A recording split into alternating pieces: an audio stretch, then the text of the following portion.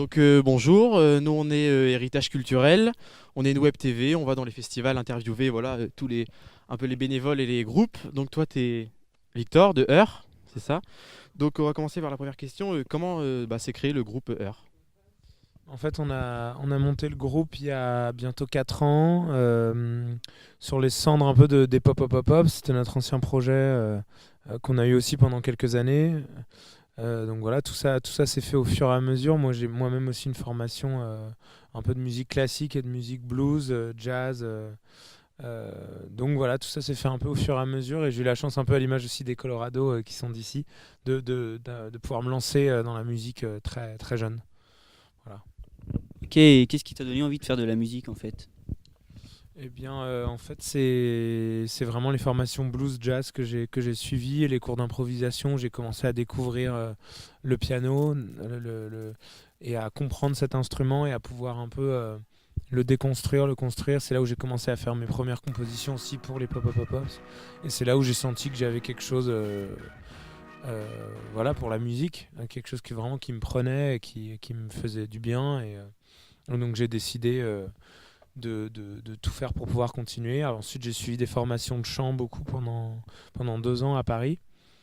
Euh, et voilà, et donc un peu dans le même objectif qui est de réussir à un peu essayer de comprendre le blues, le jazz, le hip-hop, plus globalement, voilà, la culture américaine et nord-américaine. Donc voilà. D'accord. Et toi, qu'est-ce que tu écoutes plus comme musique ou comme style de musique? Eh bien, en tout cas, moi, j'écoute vraiment de tout. C'est aussi toujours un peu, je pense, qui a fait notre force avec Simon, c'est qu'on n'a jamais été dans quelque chose de, tu vois, dans un truc assez obtus, dans un style. Donc je peux autant écouter du Gershwin que du Bach, que du Tyler, the Creator, Frank Ocean et Kendrick Lamar. Après, pour Her, c'est vrai que on a volontairement décidé de cibler nos influences. Et donc, comme je disais tout à l'heure, c'est vraiment la musique nord-américaine, euh, donc le rap, le hip-hop américain. Donc, c'est des artistes comme Chance the Rapper, comme Frank Ocean. Il y a aussi une scène de minimal anglaise qu'on aime beaucoup, beaucoup plus électronique, beaucoup plus produite. Donc, c'est des artistes comme James Blake, comme les XX, comme FKA Twigs. Ça, c'est des trucs qu'on écoute beaucoup. Ok, et est-ce que pour toi, poursuivre le projet sans Simon, c'est un peu comme un hommage que tu lui fais? Oui, ouais, ouais, c'est un hommage, c'est aussi une responsabilité, parce que voilà, on s'est promis de continuer, on s'est promis de finir l'album, de finir la tournée, avec aussi les musiciens avec qui on partage le studio, la tournée, notre ingénieur son. Voilà, tout ça c'est une petite équipe, on est très soudés et voilà, c'était très important. Voilà, un hommage et une responsabilité.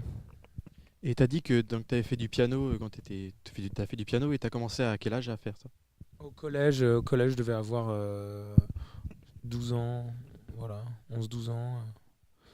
Donc j'ai commencé d'abord par le classique et ensuite le blues et le jazz.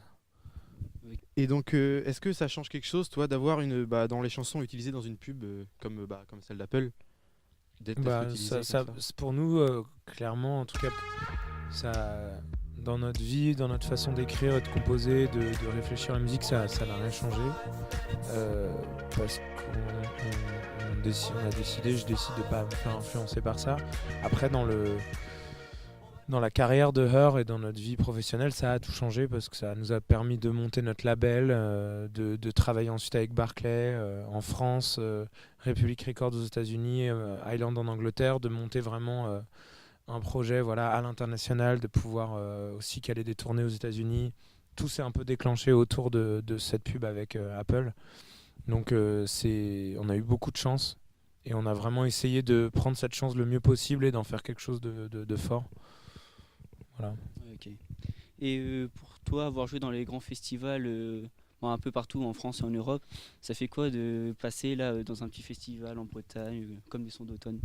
Non, c'est bien, on est très content. Moi, je suis très content d'être là. En plus, c'est la première date de notre fin de tournée 2017 qui nous emmènera au Bataclan. C'est une des dernières dates. Et non, on est très content d'être là. En plus, il y a notre guitariste Louis. Il y a une bonne partie de sa famille qui est du coin, qui est de Lamballe, donc qui va venir ce soir. Donc c'est bien. Et puis c'est l'occasion aussi de présenter notre nouveau live, notre nouveau show, parce qu'on a décidé de changer un petit peu le live pour le Bataclan. Donc on sort de résidence et là ça va être le premier concert où il y aura beaucoup de nouvelles chansons, de l'album, etc. Oui, bah merci d'avoir répondu à nos questions hein, Merci à vous. pour Héritage Culturel. Et puis bon ce soir. Et bon courage pour la suite aussi. Ah, merci. Stepped too much at the closet, singing, turn on.